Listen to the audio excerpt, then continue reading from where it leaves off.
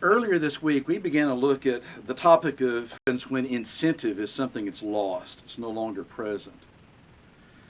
And where that has been the case in civilizations have eroded, been demolished to a great degree because of that lack of incentive to advance or to improve. It's true of culture as well. If you take incentive out of culture, which has been taking place slowly in our culture, you find individuals that have a very terrible work ethic. Self-esteem bottoms out. There's a lack of motivation. Civilization, countries, culture, communities. What happens when incentive is actually lost within the congregation? Again, it's devastating. And we began to look at toward the end of the book of Proverbs by what is really stated and this lack of incentive. The older King James used the word sluggard, or talked about somebody that's slothful. Those words actually are better translated for us by the word lazy. We talked about some things in chapter 26 of Proverbs, the ridiculous excuses.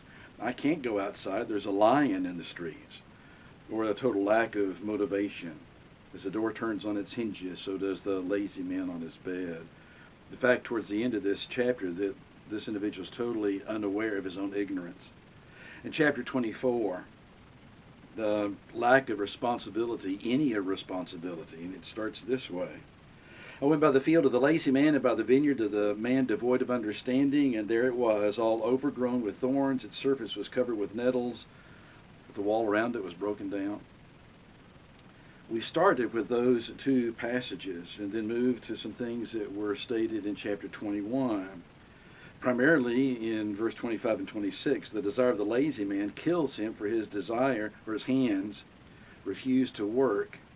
He covets greedily all day long, but he doesn't do anything about it, about acquiring anything for himself. Coveting is a negative response to having something anyway. He covets greedily all day long. He does nothing to improve his life. The contrast, the righteous individual gives and does not spare. We talked about those humanitarians that actually were involved in giving things away. And it's usually not the stingy person or the lazy person that gets ahead in this life. So if we go from chapter 21 over to all the way to chapter 10 of Proverbs, I want you to notice something that's stated towards the beginning of that chapter. Chapter 10, verse 4 and verse 5. He who has a slack hand becomes poor, but the hand of the diligent makes rich. He who gathers in summer is a wise son. He who sleeps through the harvest is a son who causes shame. The time comes for all those produce, all the things that have been planted that have now grown to maturity to be harvested so that you'll have food for the rest of the year, and the lazy person doesn't care. Somebody else will do it. In fact, we even mentioned, I think, at the end of their time together, the last time we were together, about the little story of the little red hen. Who will harvest the grain with me? And all the other animals said, I won't, I won't, I won't. So the little red hen takes the grain that she harvests and asks who will go with her to the mill to grind it into flour. I won't, all the animals said. Who will help me bake it into bread? I won't, I won't. Who will help me eat it? Oh, I will, I will, I will. And the little red hen finally said, no, you won't. I will. Interesting story with this kind of principle behind it. Having that kind of motivation, and it has a bigger picture of life than just the moment of the day. And maybe all of us have known individuals that would rather sleep their life away than do anything productive for themselves or anybody else. I want to go from chapter 10 over to chapter 6 of Proverbs. Beginning in verse number 9 through 11. How long will you slumber, O sluggard? When will you rise from your sleep? A little slumber, a little folding of the hands to sleep. So shall your poverty come on you like a prowler, and your need like an armed man. And we maybe even read this passage at the close last time we were together. And the way that it's worded, there's no point, there's no plan, there's no purpose in life that this individual possesses. This individual makes himself or herself a burden on those around them. They could care less about anybody, including themselves. Life is just something that is tiresome. It's drudgery. It's dull. It's boring. When life and the blessings of life, nothing could be further from the truth of it being boring or dull or unexciting. People make it that way. How do you respond to people like that? If you continue on in this chapter, down in verse 12 through 15, a worthless person is a wicked man. He walks with a perverse mouth. He winks with his eyes, shuffles his feet, points with his fingers. Perversity is in his heart. He devises evil continually. He sows discord. Therefore his calamity shall come suddenly.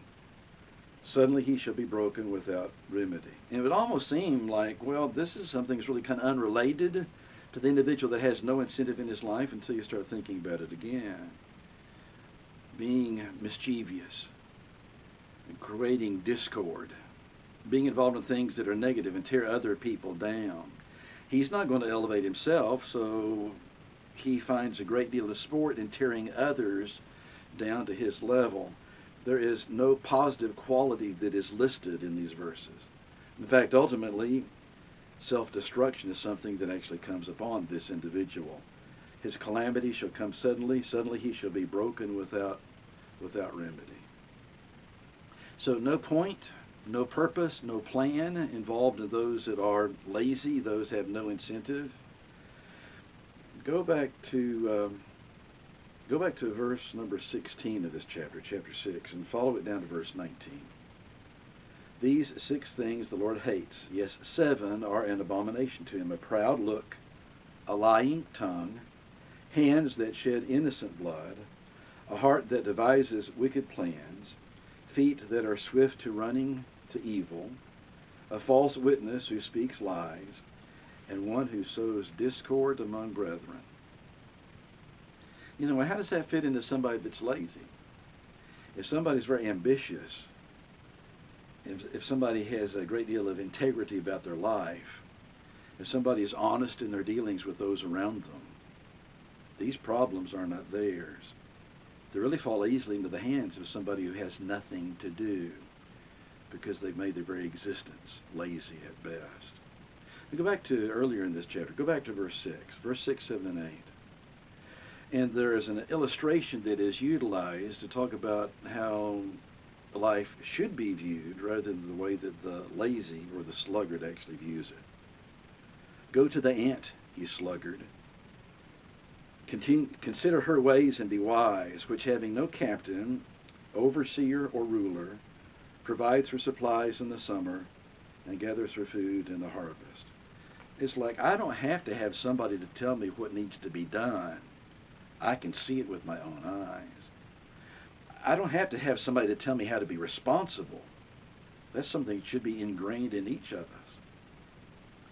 It actually takes more work, perhaps, to live that life of laziness where there is no kind of motive whatsoever than to actually enjoy each day by seeing the blessings that each day offers. Incentive is not an option. It's vital to life. Take away the incentive, and day by day, you inch your way toward a very miserable death. In fact, there was a famous individual back in history who made the statement that a lot of individuals die at age 30, and they just wait for their body to catch up with them. If you ever see somebody whose eyes have no kind of gleam in them at all, no twinkle in their eye, it seems dull, it seems blank, it seems empty. You may be looking into the face of somebody who has no incentive in life, no motive to better themselves or those around them. For children of God, that cannot be the way that we live or the way that we think. It's not who we are. It's not who we should ever become. Incentive, motivation, responsibility, and energy of approaching every day with a zestfulness and an enthusiasm, even in the midst of difficulties. Be surprised how small those difficulties seem to become when we are filled with a great deal of incentive in our life to make this world as much as we can a better place in which to live. Some interesting verses in Proverbs. Get a chance to read through them again. Please stay safe. We'll talk again soon.